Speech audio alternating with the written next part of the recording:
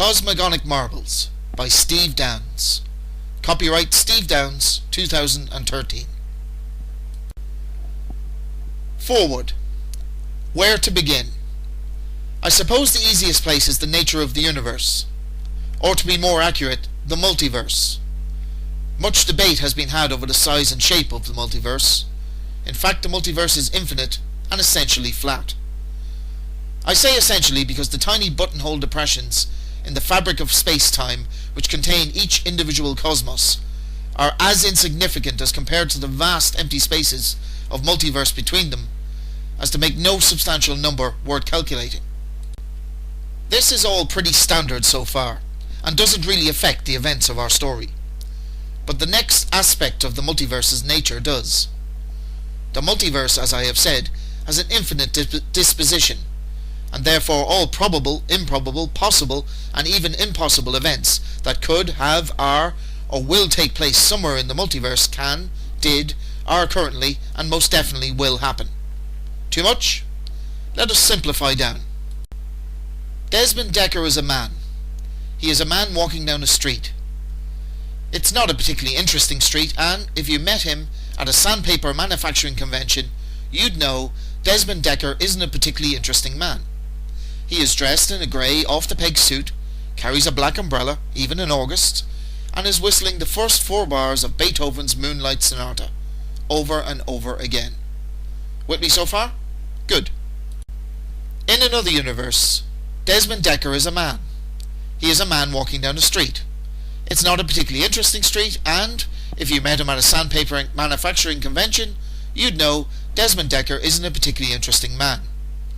He is dressed in a grey off-the-peg suit, carries a crested king penguin, even in August, and is humming the first 4 bars of the Zambian national anthem, even though he's never heard it.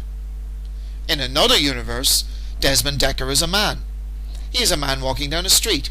It's not a particularly interesting street, and if you met him at a Flat Earth Believers convention, you'd know Desmond Dekker isn't a particularly interesting man. He is dressed in a back end of a pantomime horse costume, carries a crested king penguin, even in August, and is humming the first 4 bars of the Zambian national anthem, even though he has never heard it. In yet another universe, Desmond Dekker is an evolved Kangnasosaurus. He is an evolved Kangnasosaurus walking down a giant hamster tube. It's not a particularly interesting giant hamster tube, and if you met him at a Flat Earth Believers convention, you'd know Desmond Dekker isn't a particularly interesting evolved Kangnasosaurus.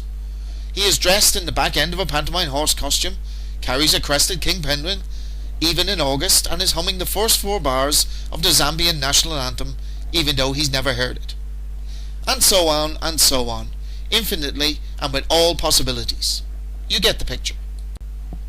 This phenomenon has of course huge ramifications for our own version of the humble human race. Spinning as we do around the sun on a lonely rock made mostly of iron, boiling magma and plywood. Firstly, God does not exist. And, of course, God does exist in all his, her and its forms. Furthermore, all the gods of lost cultures also exist, individually in some universes, in clumps in others, and all together in more than a few. Somewhere in the multiverse, Zeus is transforming into a bull in order to pick up girls in a Tottenham Court Road nightclub. Kuiperi is rolling a ball of fire across the sky, literally, over the Super Bowl. And Alberto is sitting under a tree crying softly to himself and mumbling about how none of the other gods ever show him any respect. Of course, in more than one universe, you've stopped reading at this point, so anything I write from here on is pointless. You stink of rotting halibut, and your father frequented bars with sailors. But, for those versions of you in other universes who have kept going, I shall endeavour to continue, and please ignore the previous sentence. Desmond Dekker is a man. He is a man walking down a street. It's not a particularly interesting street, and if you met him at a sandpaper manufacturing convention, you'd know Desmond Dekker isn't a particularly interesting man. He is dressed in a grey, off-the-peg suit, carries a black umbrella, even in August, and is whistling the first 4 bars of Beethoven's Moonlight Sonata, over and over again.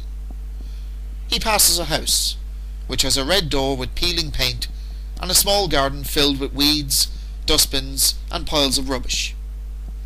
This house is 27 Oak Ridge Drive. It's not a pretty or quaint, nor has it a playful, whimsical air of a family home. 27 Oak Ridge Drive squats like a typical Victorian terraced house in Greater London, thinking to itself, in whatever universe it can think, I wish I was built a train station. It would be great to be a train station, with all those locomotives coming in and out, thousands of chatting people, and the occasional steam train delighting children who'd never seen one before. Sod this, I'm falling apart, that'll teach them. What 27 Oak Ridge Drive does have is a quite interesting resident.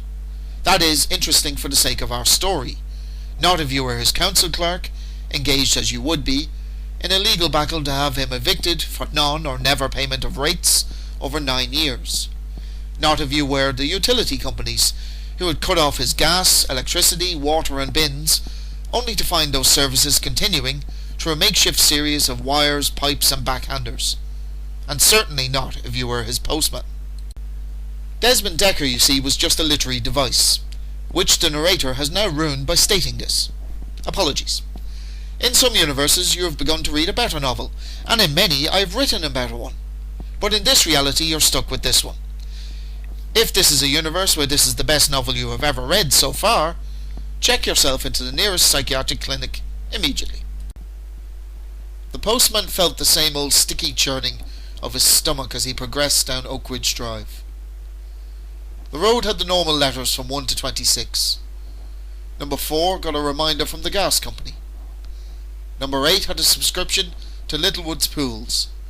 And number 17 received his monthly porno in a plain brown envelope marked Private and Fragile, and a small label for the return address. Spain in the Arse Productions, Hammersmith.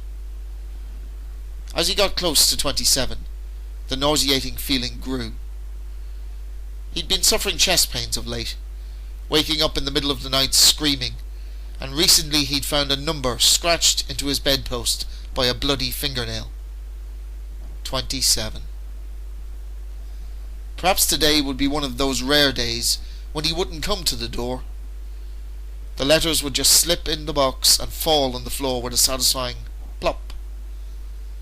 Maybe he was out. Maybe he was evicted, or arrested, or killed in a car crash, or flattened by a steamroller, or crushed by a comet, or shot in the face with a bow and arrow. The postman froze in the middle of the street, with his arms held out and his head tilted up toward the sky. Had he just screamed that? Or was it all in his head? He gingerly looked around. No curtains were twitching, and no doors opening. Not that he'd expect them to open their doors, not this close to 27. As he neared 27, the street seemed to get darker. The road wasn't swept clean. A thin line of grime in an arc indicated where the council sweepers took their break, every week. Somehow the bricks of the houses here sagged and appeared depressed. Their doorways were downturned mouths, and their windows half-closed eyes. One was even weeping, with a leak from the roof rolling down its terraced face. His sweaty hand reached down and tipped gently the rusted garden gate. 20 years of paint crumbled at his fingertips. He gave it an experimental push. It whined. Bastard, he whispered. The oil, he'd forgotten the oil. He reached into his overcoat pocket and drew out a can of spray oil, and gave the hinges a liberal spray of oil from 6 to 8 inches, just as suggested in the instructions. He extended a long skeletal digit and gave the gate's frame a second experimental push inward. It accepted the motion with little more than a soft moan. He stood up and stepped across the low gate with his lanky legs.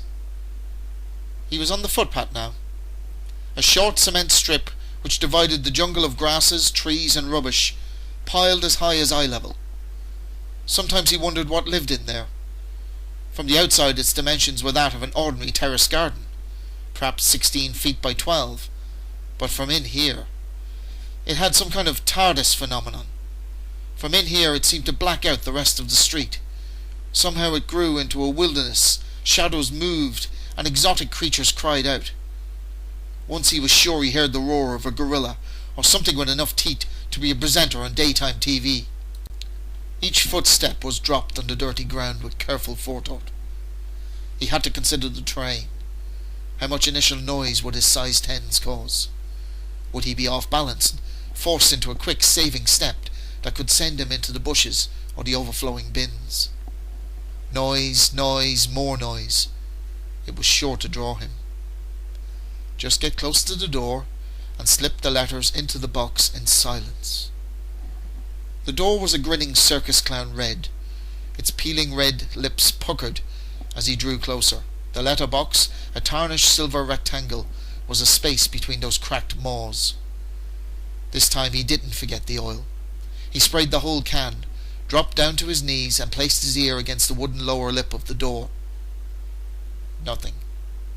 Not even the familiar hum of a fridge. Perhaps he was dead, lying there, a rotting corpse just behind the door. He could look, of course, lift up the letterbox flap and peer into the hallway to see the decaying body, riddled with maggots. How he hoped that would be the case. He could just drop the letters on the corpse. The stench wouldn't bother him at all. He could keep up deliveries for months. He reached into his satchel and pulled out a bundle of letters tied together with a shoelace. He always kept them separate, in case they infected the other mail. Trembling, he undid the lace and sifted through the letters. They were mostly bills, tax collector notices, and death threats. Inserted among these were letters he'd delivered many times before. A thank you card from the Royal Air Force for sterling work in overthrowing a Balkan dictatorship. An invite to the Queen's garden party with 1973 typexed out, and a begging letter from a mother in Croydon, asking him to come and perform life-saving surgery on her septuplets. He wanted to rip them up, burn them, or eat them on the spot. But there was the postman's code. That tin navy blue line that kept his sanity, that made him do his duty. He ran his finger around the rusted rim of the letterbox, and made several aborted attempts to push the letters in. The spray oil was running in micro-rivulets down the door, discolouring the paint from its peeling ruby red to a peeling hooker pink. Finally his courage grew, and he poked a bony finger through the slot. "Morning, postie!" The postman jumped out of his skin, or at least made a damn good effort to make his skeleton go skyward. The letters in his hand scattered into the air, and it was only by hurling himself to the ground, without regard for his own safety, that he managed to save the last one from landing on the dirty, wet ground. He lay there, panting and shivering, mumbling under his breath. The postman's code. The postman's code. "That was some dexterity there, postie," said Philip Phillips, standing behind him. "Makes me recall the time I saved a whole platoon of men in the Falklands. RG grenade came flying into the trench. I caught it like a cricket ball, just about to hurl it back, when 5 more followed. Or was it 6? Ended up juggling them till I got to the lip of our trench, and then fast spinning the lot. Took out 3 machine gun nests and a forward HQ. Philip leaned down to the stricken postman and relieved him of a bundle of letters. "Is this all today? Nothing from the US Embassy, I see. We'll have to give them a ring. Ah, Her Majesty's garden party coming up. Old girl would be gutted if I didn't make it. Best go in and clear some diary space. Ta-ta, postie. Watch the bins on your way out. I'm thinking of going private for them. Council must be on strike again. See you tomorrow." Slam. He was gone. The postman lay there in the dirt, crying softly to himself. The lies. The lies. Every day the lies, over and over. The door to 27 reopened. "Ah, postie, these bills are wrongly addressed again. Must be some other Philip Phillips. Take 'em back, there's a good chap." The bills wafted down from above and landed stamp side down into the wet, and the door slammed shut. "I'll kill him," said the postman to himself. "There's nothing in the postman's code about murder. So long as he gets his mail, being dead won't matter.